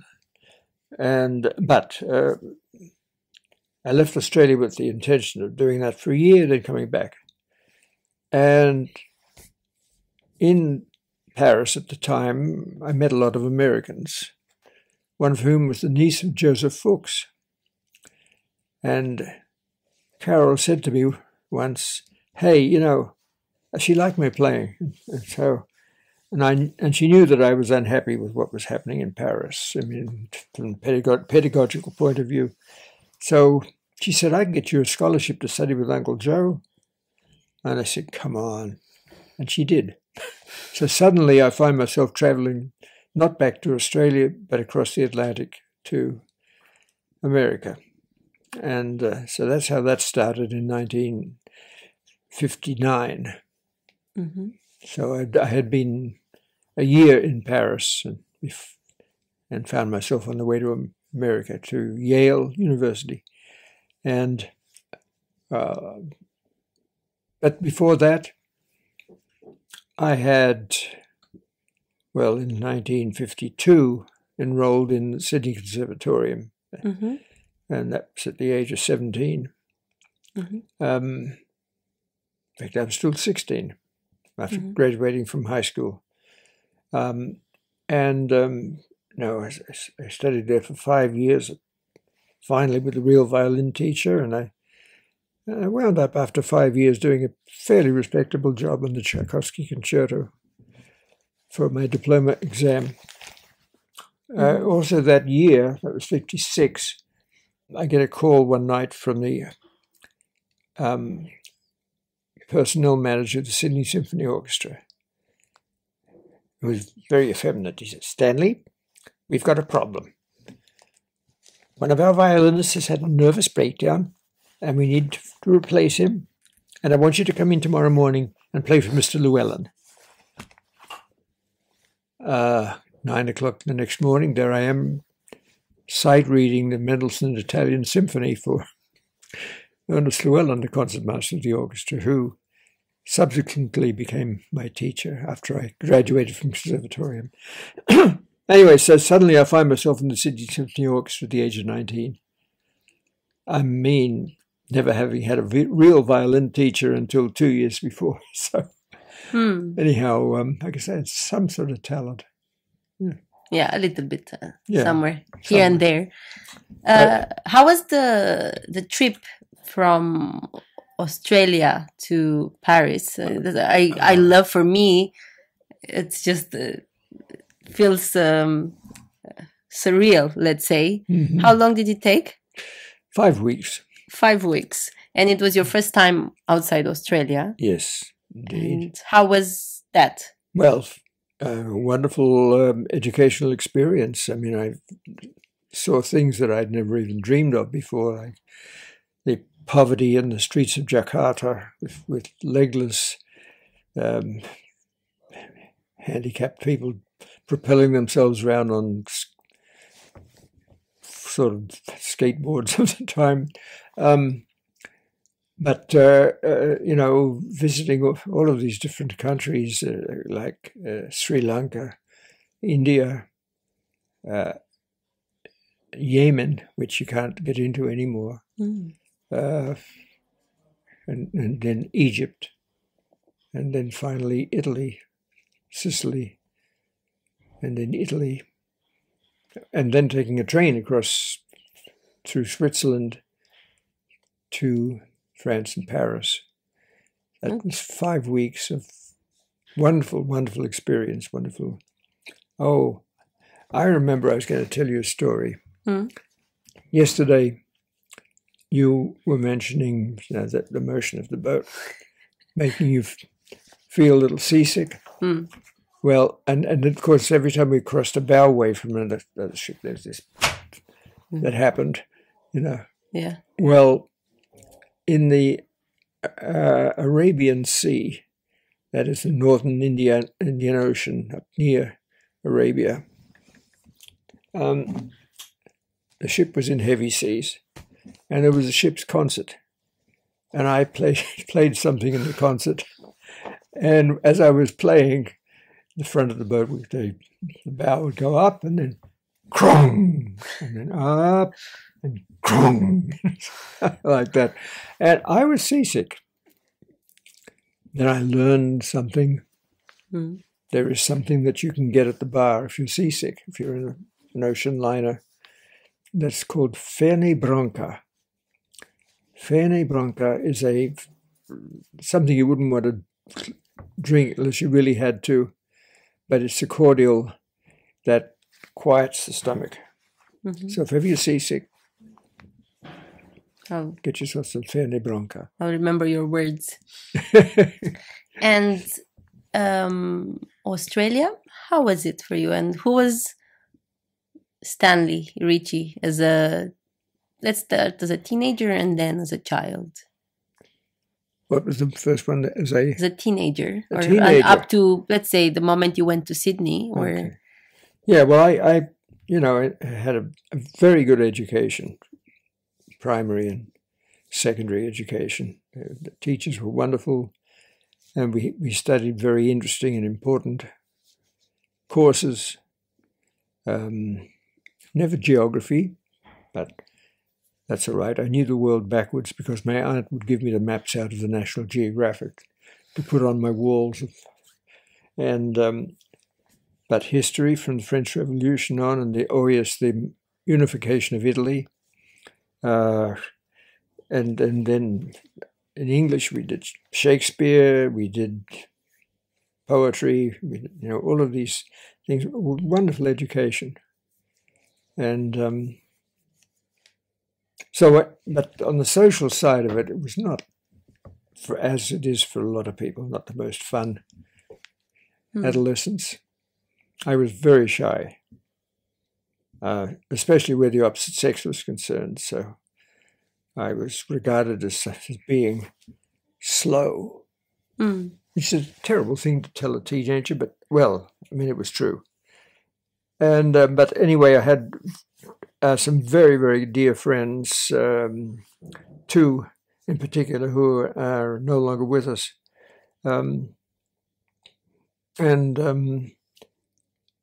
From the social side of things, apart from the relationships with the opposite sex, I did enjoy myself. I joined the high school Army cadets, and you have the honor of sitting on the same sofa as Cadet Lieutenant Ritchie. I rose through the ranks, and I fired World War II rifles and a machine gun and all those things that one does as a teenager. I suppose I better throw this in, this little anecdote that I was walking around my father's farm with a shotgun, looking for something to shoot at, a rabbit or something, And I came around from one row of grapevines to the other, and there was this big hare sitting just looking at me. I raised the rifle and looked at him, and he looked at me, and I looked at him, and I put the weapon down, and never since have I fired anything. It cured me for all time, just looking at that creature and having him look back at me, as if to say, "Go on, do it," and I couldn't. Anyway, so that's a nice recollection. And as far as social life, I mean, we had a lot of fun in Yenda with Malcolm and his family, and two friends, Malcolm and Wally. And we would go to Wally's place and play Monopoly, and we would go to Malcolm's aunt's place, and she was a lot of fun. Anyway, so that part of it. Oh, forget not the movies. On Saturday afternoon, we would go into town, which is about 1.5 miles away, and go to the movies. And for the equivalent of 10 American cents, we would see a newsreel, a travelogue, a serial, anything else? Oh, a cartoon, and 2 features with an intermission in between the 2, where we could go out and get our milkshakes and our candy and stuff, you know. So anyhow, that part of life was good. I worked on my father's farm. Of course, I helped him when I was old enough to do so, picking fruit, picking grapes, pruning grapevines, driving the tractor, shoveling dirt. I remember a huge blister on my palm once from that. So all of the things that one does on a farm, I did. And I'm sure my father would have liked me to take over and be the next Ritchie on that property. But it was not for me. I had enough mud for one lifetime. So, what did they think about you playing the violin, your parents? I don't know about my father, but my mother certainly wanted that. Oh, I guess I should tell you the story about how I actually came to play the violin. When I was 7, my parents took me to Sydney for the first time. My father had friends there he wanted to visit, and we would go periodically. But this, when I was 7, was the first time for me. And I remember traveling in the top of a double-decker bus, and my first view of the sea. I mean, I was born 300-400 miles inland. And then I remember walking down a street in the middle of Sydney, in downtown Sydney, and I saw a violin in a shop window, and I pointed to it and I said, "I want that." And my mother had always wanted me to have music lessons of some sort. So they went back to the hotel and talked about it, and they said, "Well, it's cheaper than a piano." So that's how I became a violinist, or started to take violin lessons. Did they ever think that you would make a living out of it? When did that become an option? I mean, I was already making a living when I was still in Sydney Conservatorium, and I was as a member of the orchestra. So I don't know whether they ever worried about that. I don't know why they would. But, you know, some people do, and for good reasons. So, no, I don't think it was anything that they were worried about.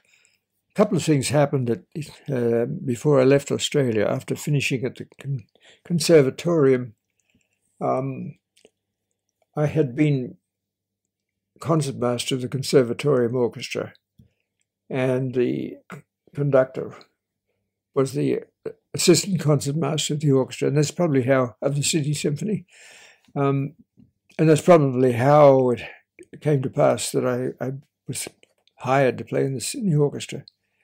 But that already at the age of 19, I was earning good money. So, but in 1957, the first Australian youth orchestra was founded, and I was invited to be concertmaster of it. And out of the blue, it was a wonderful experience. But as I say, I'd already had some experience as concertmaster of the Conservatorium Orchestra, so it was just a simple step up in a way. Mm-hmm. And then in the same, I guess in autumn of the same year, the annual Australian Broadcasting Commission concerto and vocal competition, as it was called, took place. And the idea was that first they would have each opening rounds in each state, and the state winners would be the group who came and played in the Commonwealth final, which is in Melbourne that year. So of all things, we would always enter, not thinking of getting anywhere. But this particular year, I guess I was studying with Llewellyn, the concertmaster, by that time. Yeah, and so playing the first two movements of the Baroque G minor. Mm-hmm. Suddenly I find myself a winner of the state competition, to my surprise. And I thought, oh, well, all right, that's interesting. So we went down to Melbourne to play in the Commonwealth final. And I didn't play very well. In fact, Llewellyn said to me, "You were awful nervous." This is broadcast nationwide. Mm-hmm. "You were awful nervous." And I said, "Yeah, I was." So anyway, the competition, and at the end of the competition, I thought, oh, that was that. So I put my overcoat and my scarf, and it was midwinter, on and went to, I was ready to leave, and listening to the announcement from the stage, wondering who's going to win, and suddenly I hear my name. I said, "Oh no." And I had to rip my things off and get back on stage again. But that was the last thing in the world I wanted, to win that competition. Why? I wasn't ready. I didn't have a repertoire. I was still very wet behind the ears when that happened. And I felt really embarrassed because there were other people I thought played much better than I did there, expecting to hear their name called. So. You mentioned it now, being nervous on stage. Was that always the case? Is that something you experienced? Well, to a certain degree. I mean, I don't think I ever walked out on stage thinking, "Oh, I'm going to rule the world," There was always a degree of that. In fact, one of the things that happened when I was touring the New York Chamber Soloists in Europe, in fact, the very first time we toured, I toured with them as a member after quitting the Metropolitan Opera. I shouldn't even talk about that. But anyway, we played a concert in the second concert of the tour in Prague, the Prague Spring Festival, mm-hmm. which is a big deal. That's one of the concert series in Europe, mm-hmm. and it was playing in the New York Chamber Solos was a little bit like being concertmaster of the New York City Opera, in which they didn't rehearse very much because they knew all that stuff. So I walked out on the stage of the National Theatre in Prague to play the Ghost Trio of Beethoven, which is difficult, on 2 rehearsals. So I walked out on stage thinking, what am I doing here? So I guess we could say that is stage fright at its best. Oh boy, was it. Yes, I was really, really very worried. I mean, I did my best and I suppose it was all right, but I was thinking the Juilliard Quartet's going to be on this stage in 2 nights. What am I doing here? And anyhow, so yes, that was an example of stage fright. But how would you did you ever think of coping with it, or it just kind of it wasn't that bad? There was no strategy about. No, I don't remember ever sort of trying to figure out what to do about it. Whatever there was, I just sort of accepted as part of the job. But that doesn't mean to say I always covered myself with glory by any means. I mean, I got lost in the sixth Baroque quartet, and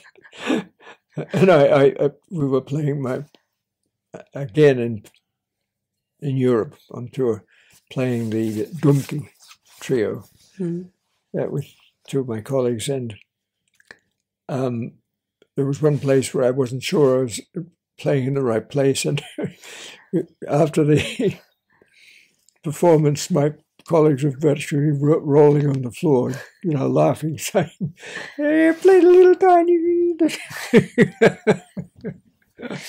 What about as a teacher? Did you ever have students who had stage fright, or that you've had to help them deal with it, or? Well, I do remember students sort of asking me about it, but I'm not sure I was ever able to help them with it, because I've never figured out how to help myself. I suppose there are different reasons why people are frightened when they go out on stage. It could be because of a trauma, which it certainly was in my case, because I was playing with one of my nuns who, as again, I didn't know anything about how to play the violin. She gave me the Wilhelmi arrangement of the Fumoresque of Dvorak with loads of thirds in it. I didn't know how to play thirds, And here I am making a fool of myself, and she's sort of snarling at me from the piano when she's accompanying me. And that set me back at least a decade as far as double stops were concerned. I was always nervous about playing double stops. It took a long time for me to get over that. Yeah. Maybe Bach taught me, I don't know. Yeah. So. But no, I don't remember ever being able to give good counsel to a student who was suffering from stage fright. I guess it's a personal process. It's a personal experience.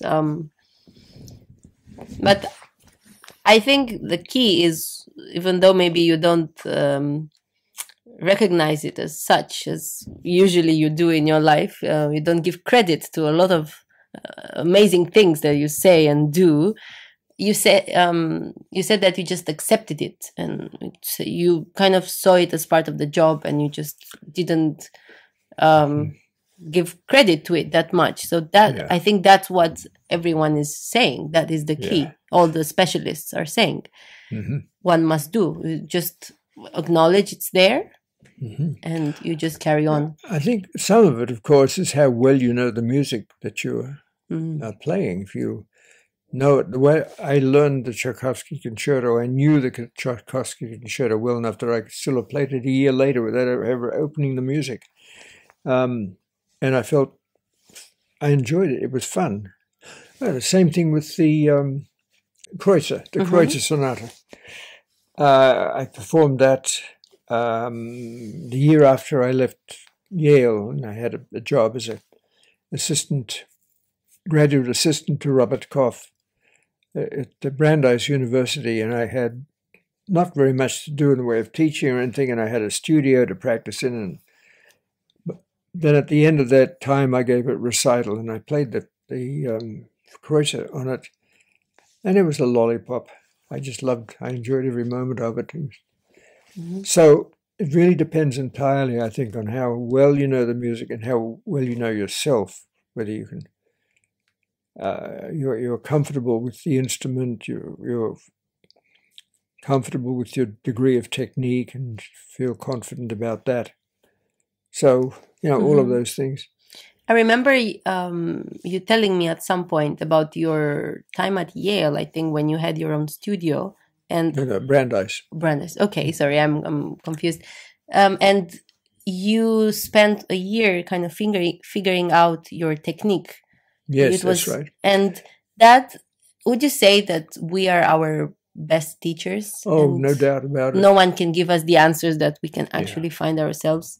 No, what I did in that year was to put together whatever I'd learned from the previous teachers that I'd had, and come up with my own way of playing and maybe perceiving music.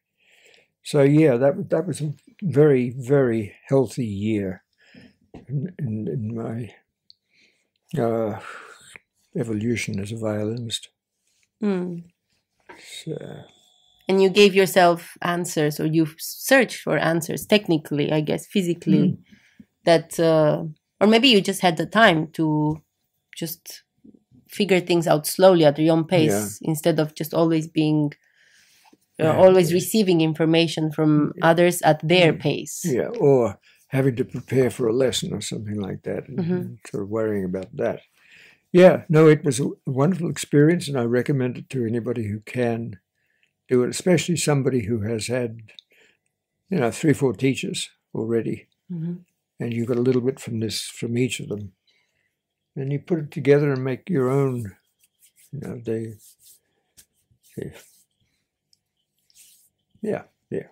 la Petriquet way of playing the violin or perceiving music. And going back to your childhood, I was privileged to go to Yenda, and your place of birth and where you spent your childhood. And what did you say about that place? Well, it definitely means a lot to you, because you always go back, and I was moved so many times by how you were looking at places, just what I felt, you showing me where the cinema was, where that family was, where your house was. It's not there anymore. No longer, no. Yeah. Well, I consider myself blessed to have the background I do. I have had that experience of growing up in an agricultural community, of being an only child. I don't regret that at all. In fact, I'm rather glad of it. But, and I consider that I had the best possible life, given for what, in that particular environment, a healthy life. There was no scandal or gossip or anything like that one has to put up with in some places. It was a healthy life physically. I had good friendships. In fact, I loved my cousins as well, the 2 girls, daughters of my father's sister, whom I kept up with, one of whom I stayed with in Sydney when the second year that I was in Sydney, and another one whom I kept up with and visited, and every time I went to Australia until she died. So looking back, the only thing that I remember sort of not enjoying was Sunday midday or early afternoon dinners, in which my father and his brother would get into some sort of argument about politics or something, and sort of start yelling at each other, and that scared me. And the effect of that has been that I'm no good in meetings. I'm no good at confrontations of any kind. In any case, in meetings, I can't think of anything fast enough before somebody says something else. So I'm not a committee person. So, but no, I had, as I say, friends. I had between Yenda and Griffith, the high school, I had like sporting activities that I enjoyed: tennis, cricket. In primary school, I even played rugby, but then I decided, well, when I went to high school, the kids are too big. I don't want to get a broken arm. So, so I stopped that. Do you have memories from before, your life before playing the violin? Oh, yes, a few. That's hard, right? We One kind of of them, identify with it. It's there all the time because we started so early. yeah. But there's life before too. Well, I mean, that was mainly, going to school. Oh, in those days, of course, we didn't. In Yenda, there was no school bus, so I was riding my bike to school at the age of 5. That was no big deal. Nobody thought anything about that. That was just a normal thing to do. My mother didn't drive. My father didn't have time. So that's all I could do. That was, should I say, a normal part of growing up. But the primary education I had, I still remember some very, very good things about it. Again, this may be the beginnings of my interest in language, that I had these books, or this book, that had all of the Greek and Latin roots in it of words when I was, I don't know, when I was 8 or 9. So,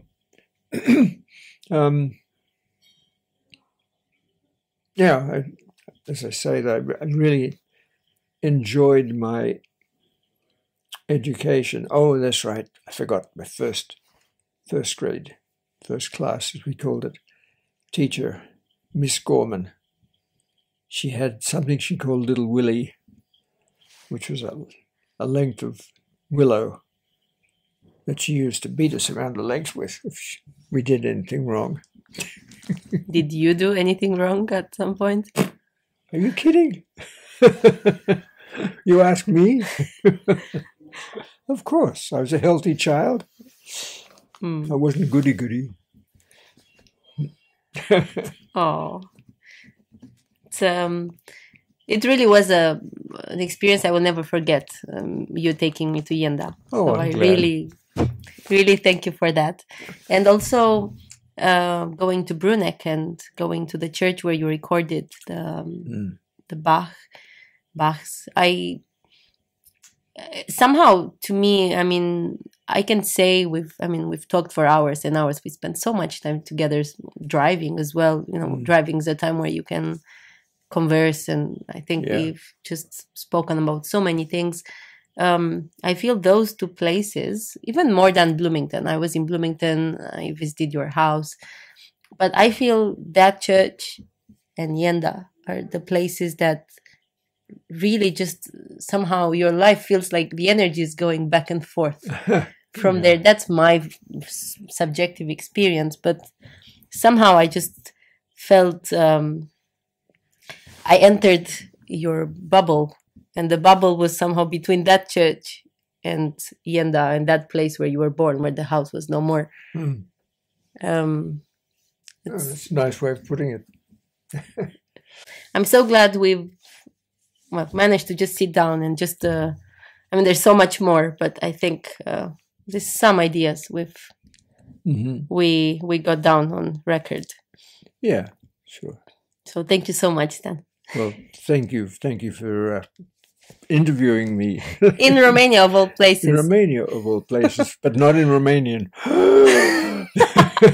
There you have your language. That's my challenge, the next challenge. Oof, 2 hours in Romanian? 2-3 hours? I wouldn't have lasted. Yeah. Thank you so much, Stan.